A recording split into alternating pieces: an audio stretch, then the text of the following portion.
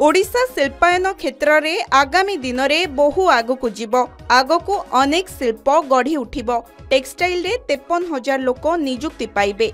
ओडिशा शिल्पायन रे 2600 कोटी टंकार पुंजी निवेश नहीं एमओयू स्वाक्षर करिथिबा मुख्यमंत्री कहिसंती। शिल्पायन को प्राधान्य देबा पई सबु क्षेत्र रे चेष्टा करा जाउछि। 16टी सेक्टर रे काम सह शिल्पायन को गुरुत्व दिया जाउथबा कहिसंती मुख्यमंत्री मोहन चरण माझी। विशेष करी सेमी कंडक्टर उपरे गुरुत्व प्रदान करा जाउछि। दिल्ली रे आयोजित होइथिबा सेमिकन रे ओडिशा को स्वतंत्रता दिया जाइछि। एथिरे 15 रु अधिक सेमीकंडक्टर कंपनी रो सीईओ माने जोग देइथिले। सेमानंक सह 1-to-1 आलोचना होइछि। दुईटी कंपनी 2600 कोटी टंकार पुंजी निवेश नहीं ओडिशा सरकार को सह एमओयू स्वाक्षर करिसंती। ओडिशा आगामी दिन में शिल्पायनर हब हेबो।